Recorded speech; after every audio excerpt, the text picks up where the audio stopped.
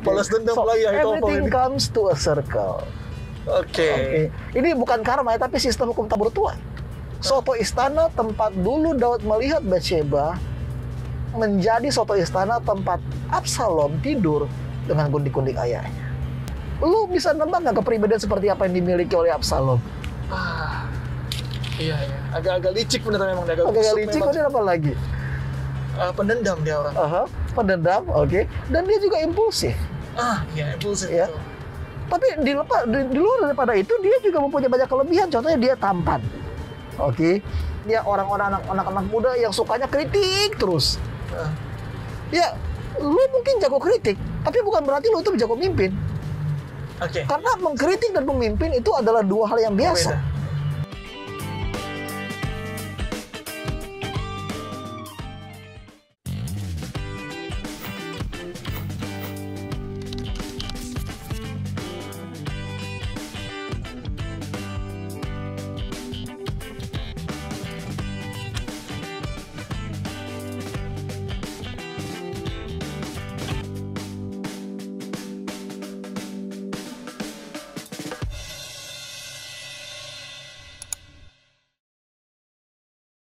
Halo Sahabat Channel, kembali lagi kita login di Facebook What's on Your Mind. Masih bersama dengan saya Norman Tambunan dan ada Pastor Jonas di sini. Halo Pastor. Hai Norman, hai pemirsa yang ada di rumah dan dimanapun teman-teman berada. Apa kabar pendeta? Aman? Semuanya puji Tuhan diberkati. Baik-baik ya. Baik-baik. Gimana Norman? Kabar? Oh baik-baik pendeta. Dan karena baik, jadi saya mengingetin juga ke pemirsa di rumah untuk follow media sosial kita di Hope Channel dan cek juga website beserta aplikasinya karena akan banyak sekali program-program menarik lainnya. Iya. Nah, pendeta. Aku mau tanya pendeta kan punya anak toh, Theo? Iya punya. Ya betul kan? Pendeta ingin Theo tuh waktu besar menjadi apa pendeta? Saya pengen dia, itu masih belum kepikiran sih. Masih kecil aja rumit apa gitu. Ya gue belum ada kepikiran sih kalau untuk cita-cita pengen Theo jadi apa. Cuma gue pengen jadi dia jadi anak yang dikasih Tuhan aja lah. Itu.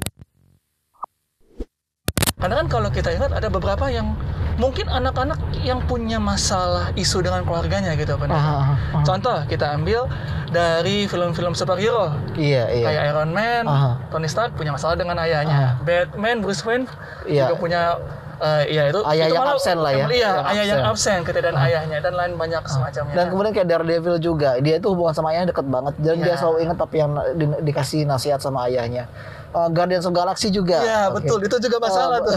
Yang kedua tapi kan, jadi dari isu itu lagi ngetren banget sebenarnya di film-film, bro. Betul. Sampai itu tinggi banget sih, betul. Karena memang ya, I think this is our ongoing problem sekarang sih. Kalau terkadang generasi muda itu nggak bisa connect ke generasi tua. Kenapa tuh? Kayak menurut kita apa gitu? Apakah masalah komunikasi atau memang? Ya komunikasi atau masculinity juga bisa sih kayaknya. Masculinity. Betul pendeta. Begitu. Masalah lebih powerful, merasa lebih serba bisa gitu ya. Dan kadang-kadang kan ayah kan nggak bisa kayak mengekspresikan emosi mereka kayak gimana gitu. Nggak tahu kalau lo gimana di rumah sama bokap. Iya, emang agak susah sih laki-laki kan. Tidak mungkin, maksudnya bukan tidak mungkin, tapi agak susah untuk mengekspresikan sesama laki-laki bahwa aku sayang sama anakku, aku sayang sama bapakku tuh. Ada gengsi lah gitu. Gengsi. Apalagi kalau udah bicara fisik kan, kayak peluk segala macem begitu. Iya, kalau mungkin kan sesama wanita masih bisa muji, rambutmu bagus, tanganmu bagus. Kalau laki-laki, rambut kamu bagus, apaan sih? Apa banget sih gitu kan kadang-kadang pendeta. Iya, makanya dan masalah daddy issues ini juga ternyata bukan berakhir dari superhero juga, maksudnya bahkan di Alkitab pun banyak masalah-masalah daddy isus ini gitu kan. Contohnya kayak sebelumnya yang kita bahas mengenai Yakub kan tuh anak-anak itu bermasalah dengan bapaknya karena cemburu kan dengan Yusuf gitu kan. Lalu ada lagi ya keluarga-keluarga yang lain gitu loh. Ada Esau dan Yakub pun juga demikian bermasalah. Yang satu merasa aku disingkirkan tapi berkatku udah diambil adikku. Abraham juga. Iya, Abraham juga tuh. Terutama dalam menyikapi persaingan antara Ismail dan Ishak kan. Betul. Jadi memang begitu banyak sih bro. Kalau untuk masalah daddy issue itu banyak banget. Dan uniknya adalah dari semua raja-raja yang baik di Israel, justru yang disebut itu nama ibunya. Iya. Biarpun memang nama anaknya disebut, tapi kebanyakan tuh nama ibunya dikasih referensi. Jadi menurut gue pribadi, kalau ketika kita melihat ke dalam Alkitab, ada dinamika yang unik sih antara ayah dan anak. Itu kompleks banget dinamikanya. Dan kita saksikan bagaimana setiap generasi itu seakan-akan mengulangi kesalahan yang telah diperbuat oleh ayahnya. Antara itu atau kedua mereka mencoba untuk lepas dari pengaruh mereka. Salah satu contoh di kita tuh Yeftah. Ya anak haram kan. Jadi dia diasingkan oleh keluarganya dan sepanjang hidupnya itu dia melihat sosok Tuhan sebagai figur yang harus disenangkan, figur yang harus dipuji-puji, figur yang di mana dia menemukan self esteemnya di dalam Tuhan. Itu makanya dia bilang kalau aku menang aku akan persembahkan yang pertama keluar dari rumahku. Dan ternyata turns out anaknya yang pertama keluar. Jadi di isu di Alkitab itu kompleks banget dan makanya tokoh yang akan kita bahas hari ini adalah tokoh yang sangat menarik. Ya, ini saking menariknya kita akan bahas nanti tapi setelah yang satu ini. Jadi jangan kemana-mana, tetap di Facebook.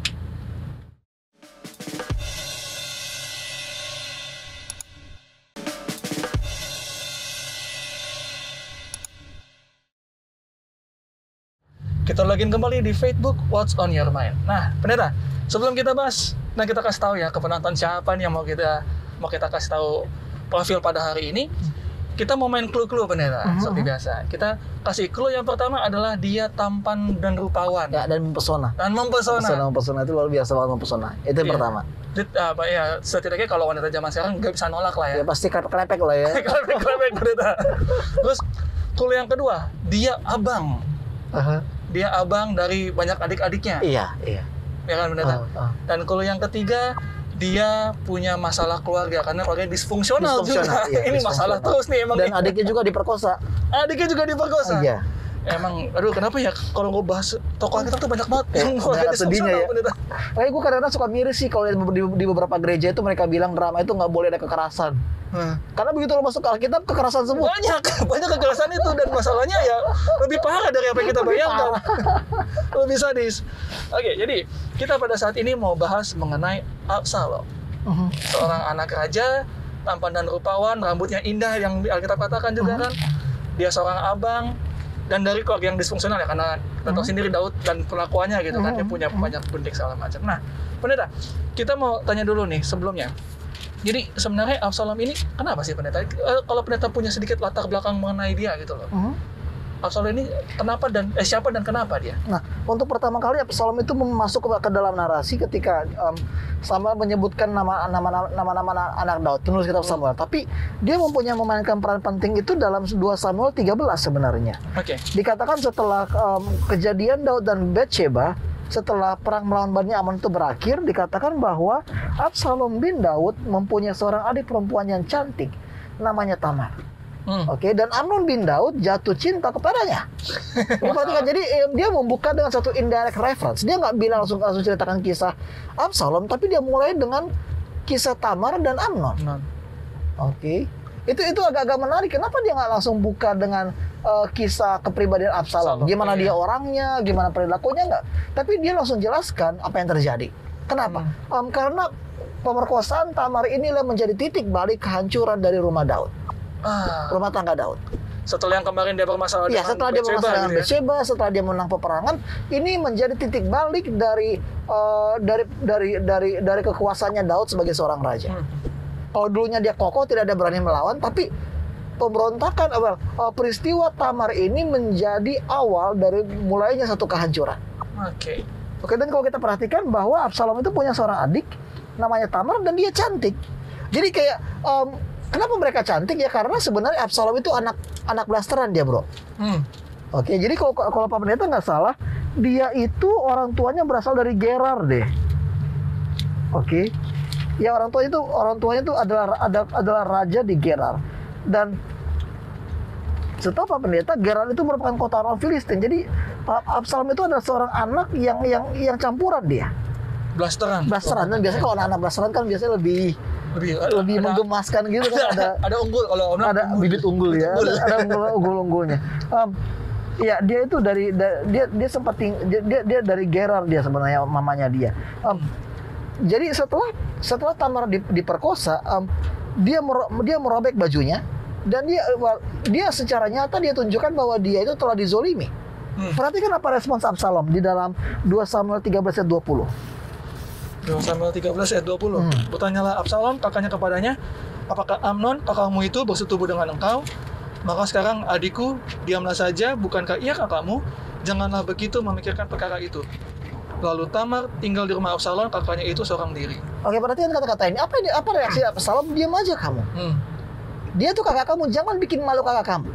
Nah, menurutmu apakah ini respons yang positif atau yang negatif? Aneh sih, Neta. Kenapa? Iya, maksudnya sudah tahu adanya dibuat semalang itu, kenapa harus berdiam diri kan? Kenapa harus berdiam diri? Dan pada waktu itu Daud sedih dengarnya, tapi dia nggak berani untuk menghukum Amnon. Jadi kayak dia benar-benar cinta buta sama Amnon sampai dia nggak lihat bahwa Amnon itu memiliki kelemahan-kelemahan yang belum pernah ia ketahui, termasuk pemerkosaan.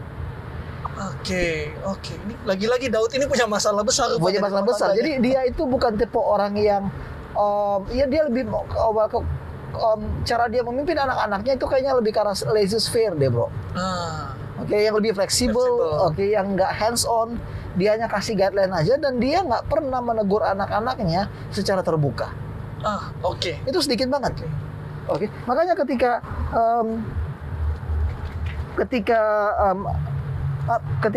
Tamar dibunuh itu, dia nggak berani untuk menegur Amnon. 21. Ketika segala perkara itu didengar Raja Daud, sangat marahlah ia. Sangat marah. Daud sangat marah, tapi that's the end. Itu titik. Sedangkan Absalom, biarpun dia suruh Tamar mundur, diam. Ayat 22. Dan Absalom tidak berkata-kata dengan Amnon, baik tentang yang jahat maupun tentang yang baik. Tetapi Absalom membenci Amnon, sebab ia telah memperkosa Tamar adiknya. Perhatikan katanya, Absalom membenci Amnon, sebab ia telah memperkosa Tamar adiknya. Tapi pada saat bersamaan juga dikatakan bahwa kalau Absalom tidak berkata-kata sekalipun dengan Amnon, artinya mereka main diam-diaman. Perang dingin. Dan kenapa ini ditulis? Karena pada waktu itu memang kelihatan kalau baik Absalom maupun Amnon itu mereka nggak satu frekuensi. Betul. Justru mereka melihat itu sama lain sebagai saingan untuk terhadap tahta ayahnya. Iya, betul. Jadi inilah yang membuat semuanya itu lebih miris. Tapi perhatikan bahwa Absalom itu tidak mencari balas dendam langsung. Coba baca ayat 23. Ayat 23. Sesudah lewat 2 tahun, Absalom mengadakan pengguntingan bulu domba di Baal Hazor yang dekat kota Efraim. Lalu Absalom mengundang semua anak raja. Ayat 24. Kemudian Absalom menghadap raja lalu berkata, hambamu ini mengadakan pengguntingan bulu domba. Kiranya raja dan pegawai-pegawainya ikut bersama-sama dengan hambamu ini. Ayat 25. Tetapi raja berkata kepada Absalom, maaf anakku, jangan kami semua pergi supaya kami jangan menyusahkan engkau. Lalu Absalom mendesak, tetapi raja tidak mau pergi, ia hanya memberi restu kepadanya. Kemudian berkatalah Absalom, kalau tidak, izinkanlah kakakku Amnon pergi bersama kami. Tetapi raja menjawabnya, apa gunanya ia pergi bersama-sama dengan engkau? Tetapi ketika Absalom mendesak, diizinkannya lah Amnon dan semua raja pergi beserta kita. Karakter apa yang lo dapat dari dia? Agak licik ya? Agak licik kenapa? Akal bulusnya ada aja gitu. Karena dia kemungkinan besar dia masih menyimpan balas dendam sih benar. Iya, terus? Lalu dia mau incar itu si Amnon, jadi dengan cara ini pengguntingan bulu domba. Dia minta semua datang supaya dia bisa berbuat sesuatu kepada Amnon. Iya, dan perhatikan bahwa kayak gimana ya, si Absalom ini nggak ada minta langsung untuk Amnon loh. Iya, ada bridgingnya gitu. Ada bridgingnya, dia minta dulu Daud. Setelah Daud nolak, barulah Daud lempar ke Amnon. Iya, betul. Artinya memang dia ini adalah orang yang mempunyai insting politik itu sangat tinggi. Dia menunggu 2 tahun. Benar-benar. Dia itu benar-benar kesabaran itu butuh satu dorongan ekstrim banget sebenarnya untuk sabar itu. Apalagi untuk mencari dendam 2 tahun loh, bayangin 2 tahun dia berjuang supaya apa yang dia buat itu nggak ketahuan. Politiknya kencang banget ya, benar. Kencang banget. Jadi terus kemudian dia juga berusaha supaya yang undang itu bukan dia tapi Daud akhirnya. Makanya Daud itu nggak ada curiga, biarpun Daud sudah bilang ya, apa gunanya ia pergi bersama-sama dengan engkau. Itu dia udah bilang, kayaknya dia udah ada kode deh. Tapi satu sisi lain dia mengerti, gimana ya, dia benar-benar mengerti kalau dia nggak pergi tuh kayak Daud itu kayak mempermalukan dirinya sendiri karena anaknya udah ngundang. Makanya itu dia minta Amnon supaya Amnon juga nggak menolak dan nggak ada rasa curiga. Karena udah 2 tahun lewat. Udah 2 tahun lewat. Tapi kita saksikan di sini bahwa dia kasih kode ya, Absalom memerintahkan orang-orangnya untuk membunuh Amnon ketika ia gembira karena anggur. Oke. Dan dia bilang jangan takut karena ini adalah perintahku. Dan kemudian pada waktu yang tepat itu datang, Absalom memperlakukan Amnon seperti yang diperintahkan Absalom. Jadi dia itu dibunuh pas lagi pesta loh. Oke. Atau kalau lo pernah nonton ini nggak ya Game of Thrones? Iya. Jadi kan ini kayak Red Wedding banget gak sih? Tapi yang beda itu satu. Tapi perhatikanlah, biarpun Amnon yang dibunuh, semua anak-anak Daud, oke, mereka itu lari. Iya, betul. Bangunlah semua anak-anak raja itu, mereka menaiki bagalnya masing-masing dan melarikan diri. Bahkan ketika mereka masih di jalan, Daud dan orang-orang di istana mendengar kabar kalau semua anak raja telah mati. Dan kemudian dikatakan apa? Ayat 31 bisa baca, bro? Ayat 31, lalu bangunlah raja dikoyakkan pakaiannya dan berbaring di lantai, dan semua pegawainya yang hadir padanya mengoyakkan pakaian mereka. Ayat 32. Maka berbicaralah Yonadab anak Simea kakak Daud, katanya, janganlah tuanku menyangka bahwa semua orang muda anak-anak raja itu telah dibunuh. Hanya Amnon yang mati, sebab hal itu telah terlihat pada air muka Absalom sejak Amnon memperkosa Tamar adiknya. Oke, jadi kita lihat di sini bahwa Yonadab, waktu itu kan mereka dengar kabar di istana bahwa semua itu sudah mati. Tapi dari semua kepanikan itu hanya Yonadab yang tenang. Dia bilang nggak semuanya kok mati, Amnon masih hidup. Nah, pertanyaannya adalah, tahu dari mana Yonadab? Tahu dari mana dia Amnon yang cuma mati gitu ya? Tahu dari mana? Kan dia nggak di pesta. Atau dia ikut bersekongkol, jangan pendeta. Iya, jadi kemungkinannya itu antara dia bersekongkol atau memang dia spekulitas saja. Tapi ya jelas sepertinya di sini Yonadab memiliki peran yang tidak bisa kita sangkal. Awalnya dia membantu Amnon, tapi kemudian dia membantu Absalom. Oke, setelah 2 tahun langsunglah diparang dan dieksekusi, dan langsung dieksekusi Amnon. Ini bukanlah kegiatan kejahatan yang tidak terencana loh. Ini bukanlah apa yang disebut sebagai crime of passion. Ini pembunuhan berencana nih pendeta. Ini memang berencana dan telah terpikirkan sebelumnya, premeditate kata. Yang telah dipikirkan sebelumnya, direncanakan matang dan dilaksanakan dengan kepala dingin. Iya. Oke. Dan oleh karena perbuatannya itu, Absalom harus pergi merantau ke tanah lain, ke Gesur. Dia kabur ke tanah tempat opungnya itu berada. Oke. Ini semakin menarik nih pendeta, tapi kita harus tahan dulu. Jangan kemana-mana, tetap di Facebook.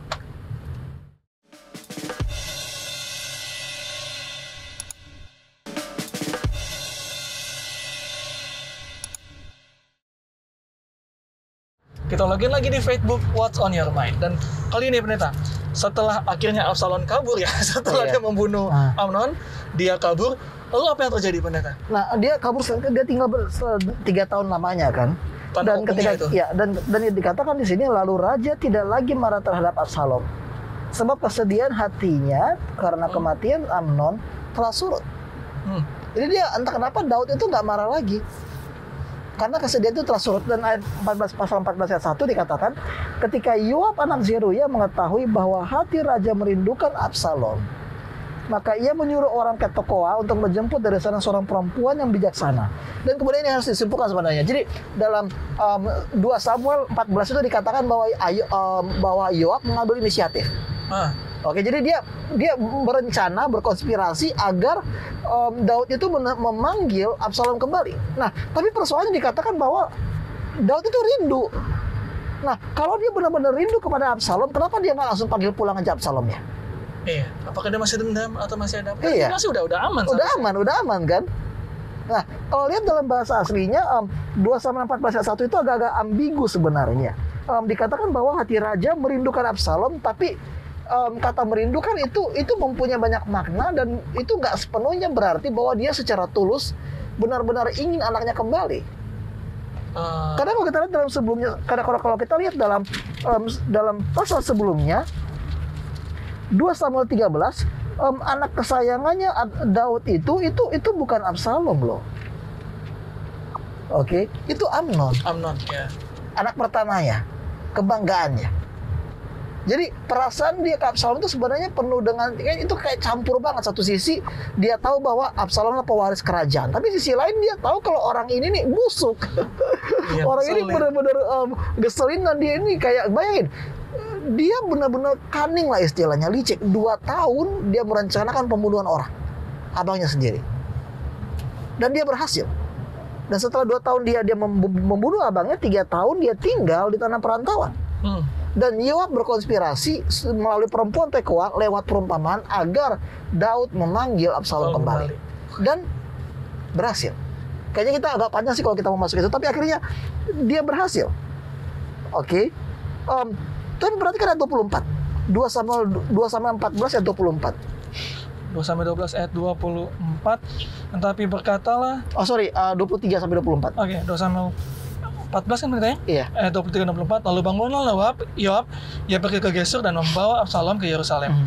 Tetapi berkatalah raja, ia harus pergi ke rumahnya sendiri, jangan ia datang ke hadapanku. Jadi pergilah Absalom ke rumahnya sendiri dan tidak datang ke hadapan raja. Nah, kita sering menganggap asumsi bahwa Absalom itu anak kesayangannya Daud ya. Tapi dan 2 ayat tadi itu, baik 2 Samuel 13 ayat 38, 39 dan juga 2 Samuel 14 ayat 1 itu seakan-akan menggambarkan bahwa Daud itu rindu kepada Absalom. Nah, tapi begitu Absalom tiba di Yerusalem, Daud memberikan perintah. Oke. Perintah yang tegas. Ia harus pergi ke rumahnya sendiri, jangan ia datang ke hadapanku. Oke. Dan kemudian ayat 28, baca ayat 28. Ayat 28. Setelah Absalom diam di Yerusalem genap 2 tahun lamanya dengan tidak datang ke hadapan raja, ayat 29, maka Absalom menyuruh memanggil Yoab untuk diutus kepada raja, tetapi ia tidak mau datang kepadanya. Kemudian disuruhnya memanggil dia lagi untuk kedua kalinya, tetapi tetap ia tidak mau datang. Ayat 30. 30. Lalu berkatalah ia kepada hamba-hambanya, lihat, ladang Yoab ada di sisi ladangku dan di sana ada jelainya. Pergilah, bakarlah itu. Maka hamba-hamba Absalom membakar ladang itu. Oke, jadi bayangin, oke, kenapa Absalom berbuat demikian? Kesel. Sebel dia. Nah, tapi uniknya adalah dia udah pulang ya. 2 tahun dia di Yerusalem. Oke, tapi Daud tetap nggak mau ketemu Absalom. Bayangin, gimana kalau lo tinggal satu kota sama bokap lo tapi nggak ketemuan? Gimana coba caranya? Dan gue perlu ingetin ya bahwa Yerusalem itu kotanya kecil itu. Iya. Itu kecil. Jadi gimana caranya supaya lo nggak ketemu sama anak lo sendiri? Wah, lo harus benar-benar punya strategi kalau keluar. Oke, lo benar-benar harus tahu di mana anak lo. Dan jadi selama 2 tahun Daud itu secara aktif menghindari anaknya sendiri. Benar-benar. Jadi asumsi bahwa Absalom itu anak kesayangan Daud, dia dimanja oleh Daud, itu asumsi yang salah. Itu patah banget. Anak kesayangannya Amnon, dan Daud benar-benar tersinggung karena anak kesayangannya itu mati dibunuh Absalom. Tahu dari mana? Perhatikan, 2 tahun di Yerusalem tidak sekalipun ketemu dengan Daud. Oke, bahkan sampai saking jengkelnya suruh bakar ladang Yoab. Iya, dan kalau kita perlu ingat alasan kenapa Absalom itu pulang ke Yerusalem karena siapa? Yoab. Karena Yoab. Jadi dari semua kejadian ini, lu bisa nebak nggak kepribadian seperti apa yang dimiliki oleh Absalom? Iya. Agak-agak licik bener memang. Agak licik, kemudian apa lagi? Pendendam dia orang. Pendendam, oke. Dan dia juga impulsif. Iya, impulsif. Ya. Tapi di luar daripada itu, dia juga mempunyai banyak kelebihan. Contohnya dia tampan. Oke. Dia punya penampilan yang luar biasa, memukau. Oke. Dan bahkan tapi di balik semua kelebihan itu kekurangannya banyak juga. Jadi ketika Yoab kembali, dia bingung kan, kenapa hamba-hambamu membakar ladang kepunyaanku. Kemudian ya, lagi 32 jawaban ayat 32 itu dia kayak jengkel banget Absalom. Aku telah menyuruh orang kepadamu mengatakan, datanglah kemari supaya aku mengutus engkau kepada raja untuk mengatakan, apa gunanya aku datang dari Gesur? Lebih baik aku masih tinggal di sana. Maka sekarang aku mau datang ke hadapan raja, jika aku bersalah biarlah ia menghukum aku mati. Artinya apa? Absalom melampiaskan kemarahannya dia kepada Yoab. Bakar ladang pula. Ya, jadi ini udah hal yang ini kita harus ingat ya, bahwa karakter seseorang ditunjukkan ketika dia marah.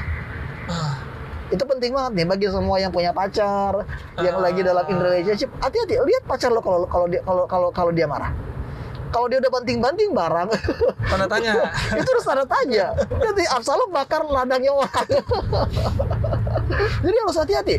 Cara kita menunjukkan kemarahan kita itu menyingkapkan siapa diri kita.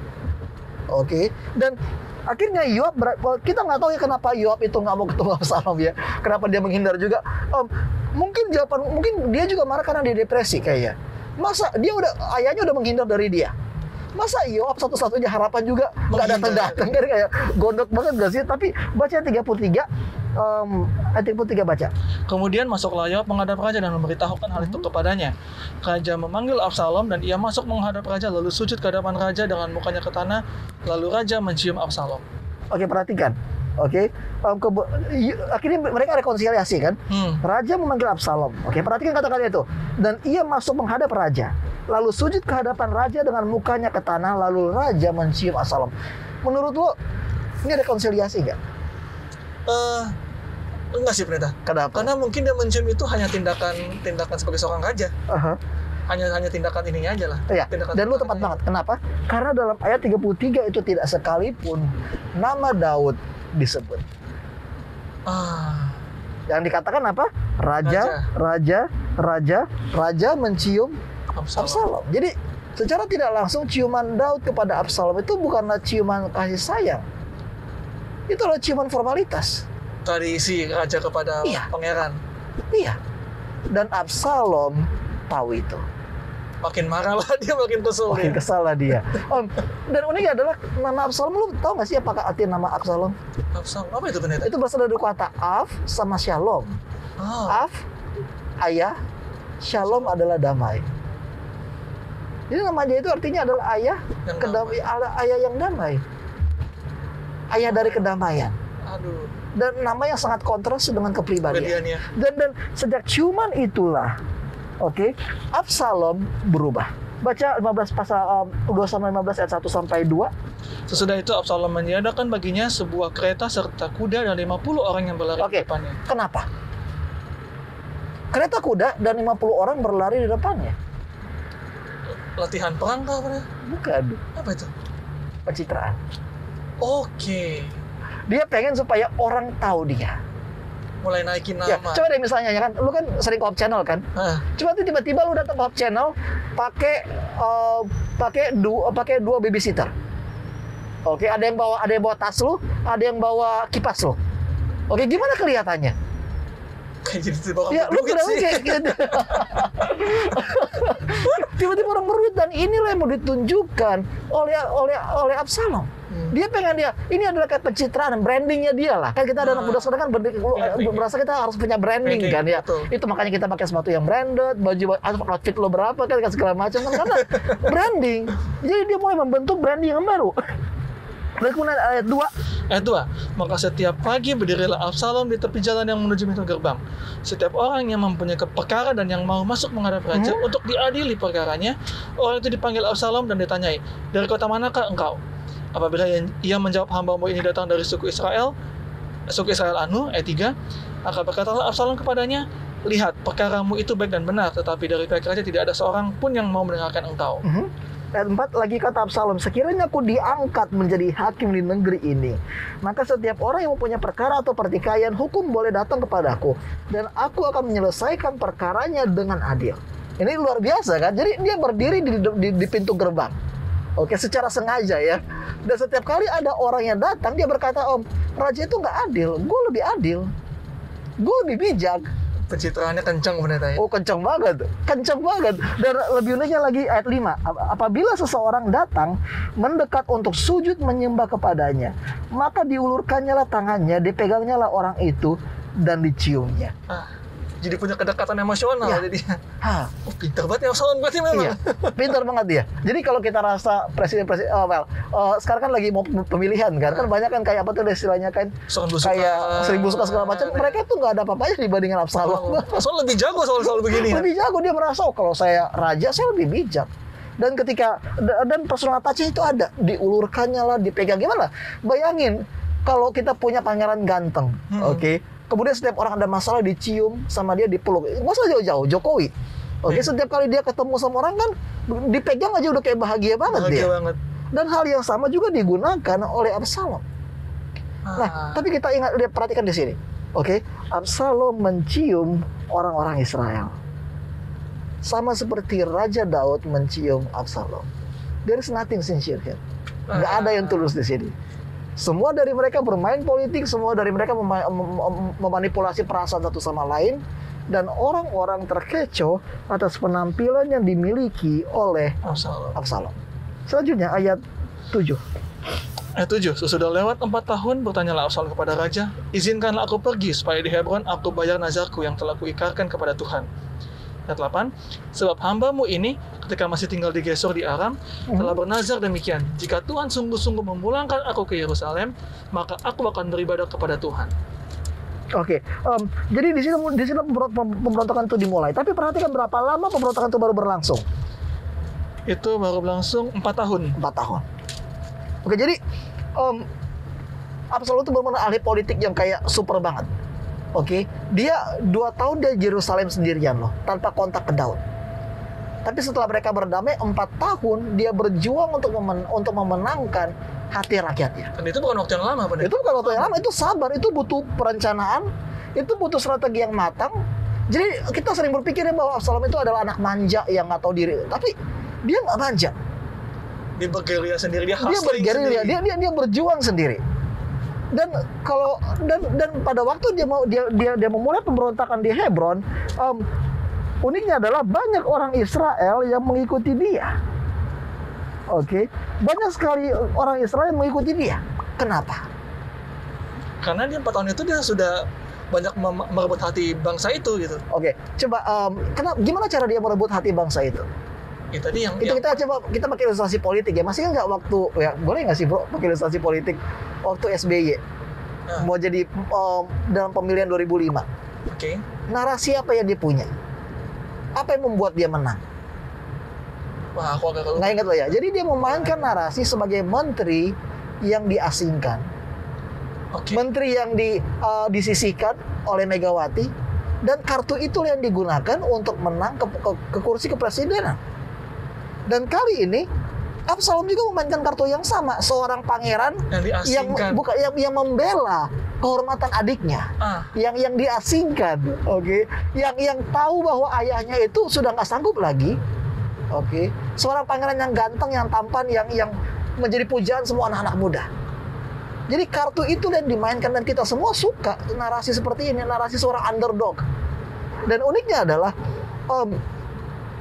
Absalom memilih kota Hebron. Kenapa kota Hebron? Karena inilah kota ini memiliki beberapa makna rohani ya. Tapi kalau Norman coba ingat lagi, di kota Hebron lah pertama kali Daud diangkat sebagai raja. Iya, itu aku baru ingat. Jadi flashback. Jadi kalau kita mau coba bandingkan kisah pemberontakan Absalom itu merupakan kayak perbandingan yang kontras dengan kebangkitan Daud dulunya. Kalau Daud dia bukan siapa-siapa, dia nggak tampan, dan dia harus menjadi dan ketika dia diurapi, nggak ada orang tahu dia diurapi. Iya, betul. Dan dia harus berjuang secara perlahan-lahan untuk mencapai tahta. Sedangkan Absalom dia besar dalam privilege, diberkati dengan penampilan yang rupawan, diberkati dengan kisah narasi yang luar biasa, menggugah hati. Jadi itu kayak ada perbandingan, ada kontras yang berbeda. Dan kita saksikan bagaimana keduanya berjuang untuk menjadi raja. Tetapi apa yang membuat Absalom gagal pada akhirnya? Ini semakin seru nih Pendeta, karena kita akan masuk ke puncak dari masalah Absalom ini. Jadi jangan kemana-mana, tetap di Facebook.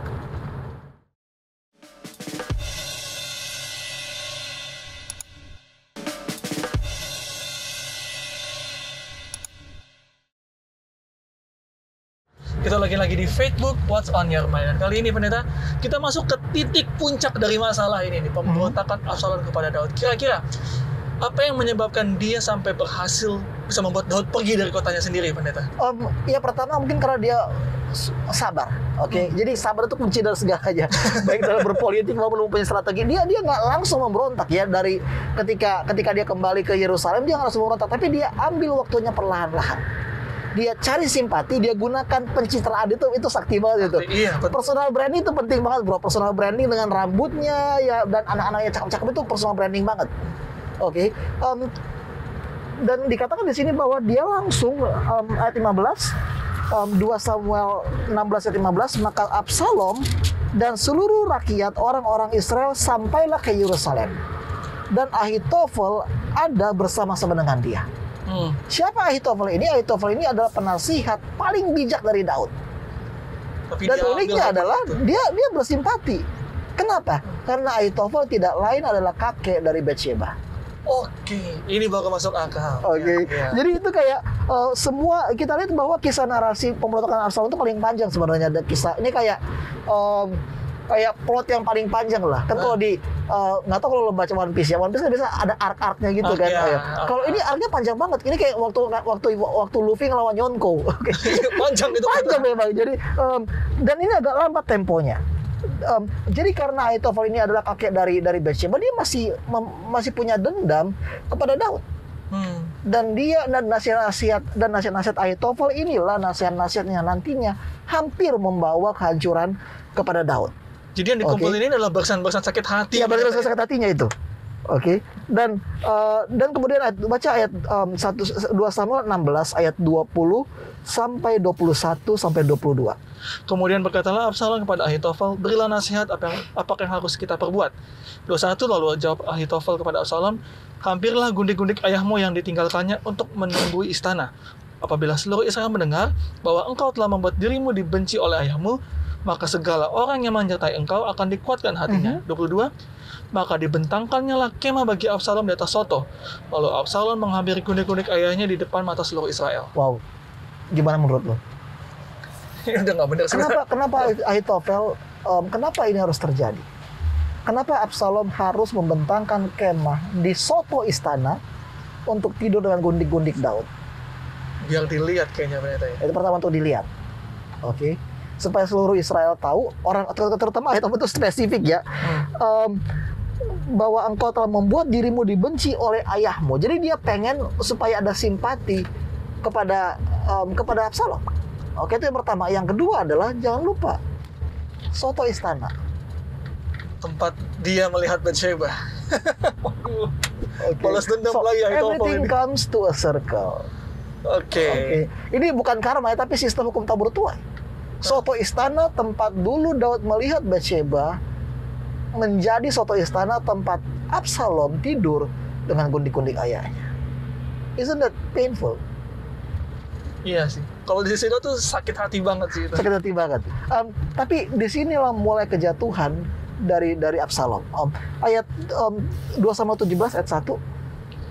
1 berkatalah Ahitofel kepada Absalom, izinkanlah aku memilih 12.000 orang, maka aku akan bersiap dan mengejar Daud pada malam ini juga. Ayat 2, aku akan mendatangi dia selagi ia lesu dan lemah semangatnya dan mengejutkan dia. Seluruh rakyat yang ada bersama-sama dengan dia akan melarikan diri, maka aku dapat menewaskan raja sendiri. Perhatikan di sini, saran dari Ahitofel adalah kita mau ada ambush, langsung sergap semuanya. Jangan kasih ruang untuk nafas. Kejar terus, pepet terus sampai dapat. Oke, itu makanya dia tahu siapa Daud, dan dia tahu sekarang itu Daud itu lagi lemah. Nah, nasihat Ahitofel itu adalah nasihat terbaik yang bisa diberikan seorang penasihat kepada raja. Dan kita perhatikan sebelumnya bahwa Absalom selalu mendengar nasihat dari Ahitofel. Tapi kemudian datanglah Husai. Dan apa nasihat Husai? Oke. Pertama dikatakan bahwa perkataan ini disetujui oleh Absalom dan semua tua-tua Israel. Ayat 5. Tetapi berkatalah Absalom, panggillah juga Husai orang Arki. Oke. Jadi sepertinya Absalom itu nggak puas sama nasihatnya Ahitofel. Dan apa nasihatnya Husai? Ayat 6. Ketika Husai datang kepada Absalom, berkatalah Absalom kepadanya demikian. Beginilah perkataan yang dikatakan Ahitofel. Apakah kita turut nasihatnya? Jika tidak, katakanlah. Ayat 7. Lalu berkatalah Husai kepada Absalom, nasihat yang kau berikan Ahitofel kali ini tidak baik. Ayat 8. Kata Husai pula, engkau tahu bahwa ayahmu dan orang-orangnya adalah pahlawan. Dan bahwa mereka sakit hati seperti beruang yang kehilangan anak di padang. Lagi pula, ayahmu adalah seorang prajurit sejati. Ia tidak akan membiarkan rakyat tidur. Oke, skip ke ayat 11 langsung. Ayat 11. Sebab itu kunasihatkan Suruhlah seluruh Israel dari dan sampai Beersheba berkumpul kepadamu, seperti pasir di tepi laut banyaknya, dan engkau sendiri juga harus turut bertempur. Oke, kemudian Absalom berkata, dikatakan di sini, lalu berkata Absalom, dan setiap orang Israel, nasihat Husai orang Arki itu lebih baik daripada nasihat Ahitofel. Nah, pertanyaan adalah, kalau lu berpikir secara manusiawi, nasihat mana lebih baik? Nasihatnya Husai sih. Kenapa? Karena langsung hajar, sikat gitu. Itu kan Ahitofel yang langsung sikat. Kalau nasihat Husai adalah kumpulkan dulu rakyat sebanyak mungkin. Kemudian setelah dikumpulkan rakyat sebanyak mungkin, barulah kita serang. Gede-gedean. Gede-gedeannya dikatakan oleh Husai, oke, itu secara spesifik dibilang ya, bahwa kamu sendiri harus memimpin rakyat itu. Oke, dan engkau sendiri juga harus turut bertempur. Nah, pertanyaannya adalah, nasihat mana lebih bagus sebenarnya? Kalau pandangan aku pribadi sih, ya nasihatnya si Ahitofel sebenarnya, yang dipepet aja terus gitu. Ya, dipepet terus kan, karena memang mereka lagi lemah. Dan waktu itu mereka, kalau kita baca kitab buku 2 Samuel itu, mereka nggak punya kekuatan untuk melawan. Iya. Tapi kenapa Absalom mendengar nasihat Husai? Ada apa tuh ternyata? Apakah memang menurut kita lebih baik atau? Karena nasihat Husai sesuai dengan vanity-nya dia. Oke. Apa vanity? Kesia-siaannya dia. Ingat, dia ini adalah orang good looking. Oke. Dia adalah orang yang udah punya personal branding. Nasihat Ahitofel memang bagus, tapi ingat, itu nggak ada kemuliaannya. Oke, karena yang memimpin pasukan itu bukan Absalom. Oke, izinkanlah aku memilih 12.000 orang. Maka aku akan bersiap dan mengejar Daud pada malam ini juga. Jadi dalam nasihat Ahitofel itu bukan Absalom yang memimpin pasukan untuk menyerang Daud. Iya, Ahitofel sendiri. Ahitofel. Oke, tapi kalau nasihat Husai, enggak dong, kamu itu raja, kamu harus memimpin rakyat kepada kemenangan. Dengan jumlah yang besar, nggak mungkin kamu kalah. Berharap dia jadi hero gitu. Iya, dia pengen jadi dia masuk ke egonya dan berkata, kamu itu hero, kamu itu udah punya personal branding, masa kamu bisa kalah? Dan inilah kenapa nasihat Husai didengar. Okay. Because karena itu sesuai dengan vanity, kesia-siaan yang ada dalam diri Absalom. Okay. Sepanjang hidupnya dia setiap kali dipotong rambut dia itu dilihat loh. Iya. Saking memukaunya, ditimbang lagi. Dia udah biasa jadi center of attention, dan ketika dia kehilangan, dan ketika dia tidak lagi menjadi pusat perhatian, ketika bukan dia lagi yang menerima kemuliaan di medan perang, dia nggak tahan. Itulah makanya kenapa dia memilih nasihat Husai. Dia pengen dipuji-puji, pengen dimuliakan. Okay. Padahal dia lupa bahwa dia mungkin ahli politik. Tapi dia bukan ahli peperangan. Iya, betul. Dia bukan jenderal. Dia belum terbiasa memimpin peperangan. Dia belum terbiasa memimpin peperangan, dan inilah titik lemah dari Absalom. Jadi Pak Pendeta sering lihat ya, orang-orang anak-anak muda yang sukanya kritik terus. Ya, lu mungkin jago kritik, tapi bukan berarti lu itu jago mimpin. Okay. Karena mengkritik dan memimpin itu adalah dua hal yang biasa. Contohnya kayak ada satu orang komentator politik yang kayak hobinya ngeritik terus semuanya kan. Terus ada yang bilang kayaknya orang kayak dia cocok jadi menteri. Yakin orang kayak dia cocok jadi menteri. Fakta bahwa dia jago kritik itu bukan berarti dia jago mimpin loh. Oke, sama kayak Absalom. Fakta bahwa dia jago berpolitik belum tentu dia adalah jenderal yang capable. Yeah. Dan buktinya apa? Ketika mereka berperang, biarpun Daud kalah jumlah, tapi tetap saja dia menang. Oke, kenapa? Quality over quantity. Iya, dia juga nggak tahu gimana cara memimpin. Dia juga nggak tahu gimana berperang kan. Nggak pernah berperang dia. Pernah membunuh tapi bukan pernah berperang. Dan dia cuma pengen untuk cari kemuliaan dirinya sendiri. Dan kita mungkin perlu diingatin lagi cerita bahwa sebenarnya Daud udah buat apa namanya ultimatum kalau Absalom itu nggak boleh dibunuh. Oke. Dan inilah uniknya ketika mereka kalah, Absalom tergantung kan. Coba baca ayat 10, 2 Samuel 18 ayat 10.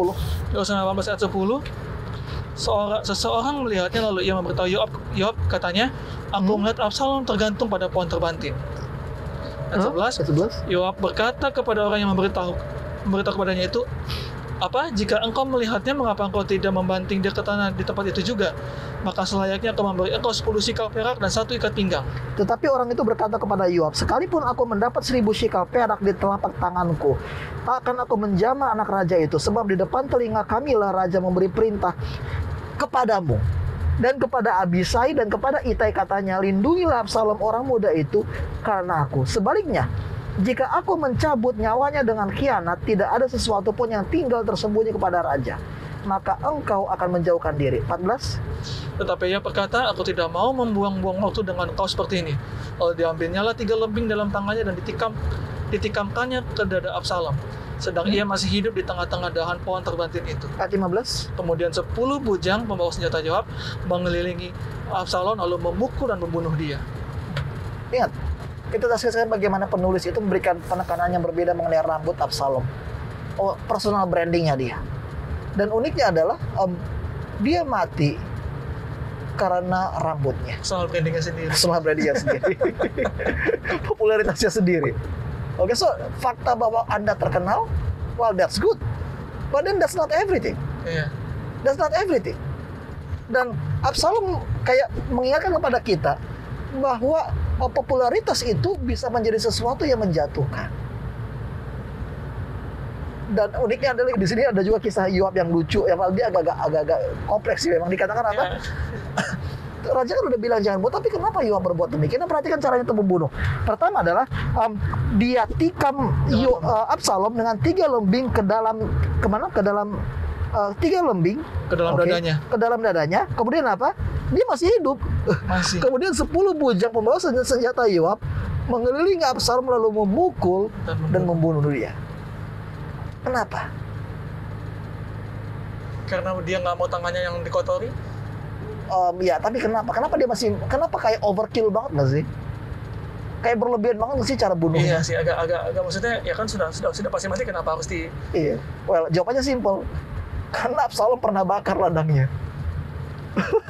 Iya, aku baru ingat itu. Betul, benar. Betul. Ya, jadi kita menuai apa yang kita tabur. Jadi kesalahan utama Absalom itu cuma satu. Dia terlalu percaya diri. Dia merasa isu personal isunya itu adalah self entitlement. Dia merasa bahwa menjadi raja itu adalah haknya.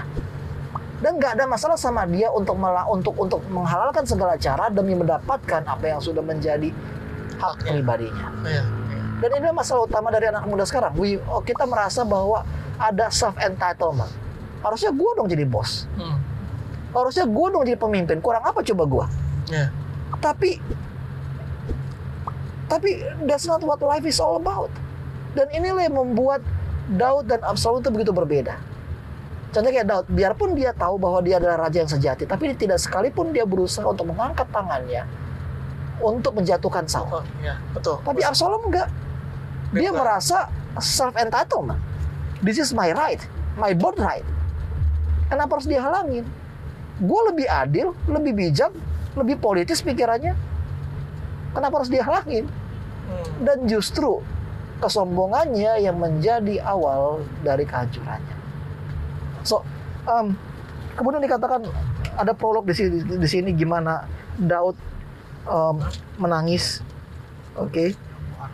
Daud menangis, kesedihan Daud ayat 2 Samuel 18 ayat 33. Maka terkejutlah raja dan dengan sedih ia naik ke anjung pintu gerbang lalu menangis.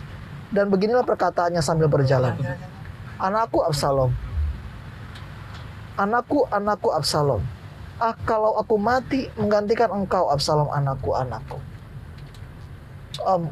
Kenapa dia sedih? Apakah karena dia mencintai anaknya? Enggak. Bahaya sekali. Ya, pertama mungkin karena dia cinta, Tapi ingat, kecintanya itu bukan dilandaskan pada kayak rasa menyesal atas apa yang belum dia lakukan, bukan. Tapi dia menyesal seharusnya dia bisa menjadi ayah yang lebih baik lagi. So itu lebih mengenai kayak gimana ya? Itu parenting failure sih sebenarnya, kegagalan dia sebagai orang tua. Iya, betul. Selama ini dia acuhkan Absalom.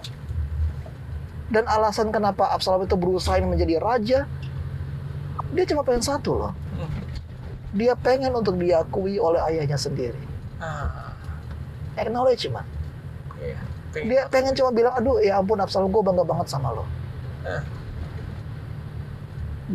Dia cuma pengen supaya ayahnya berkata kalau, well, aku sayang sama kamu Absalom, aku bangga sama kamu. Tapi itu tidak pernah diberikan Daud kepada Absalom. Luar biasa sih, ini cerita Absalom ini ternyata ya. Sebuah father issue yang kompleks memang. Kompleks banget benar. Oke pendeta, untuk menutup episode kali ini, pendeta boleh pimpin dalam doa. Lo nggak ada pertanyaan lagi? Banyak pendeta, tapi waktu kita udah mepet soalnya pendeta. Oke, lanjut kita berdoa sebentar ya. Bapa di surga, kami pada saat ini merenungkan kisah seorang anak muda bertalenta bernama Absalom. Ajarlah kami Tuhan untuk menekankan semua yang kami dengar, melepaskan semua rasa self-entitlement, dan mencari kasih sayang hanya dari Engkau saja. Bantulah kami untuk memaafkan musuh-musuh kami Tuhan, dan berdamai dengan diri sendiri. Dalam nama Yesus kami berdoa. Amin. Pendeta, terima kasih banyak untuk kisah Absalom kali ini. Dan kepada sahabat-sahabat Hope Channel dimanapun Anda berada, jangan lupa untuk tetap saksikan program-program Hope Channel. Dan juga jangan lupa follow media sosial Hope Channel. Ada di Instagram dan di YouTube. Begitu juga dengan website dan aplikasinya. Kita akan bertemu lagi di episode berikutnya di Facebook What's on Your Mind.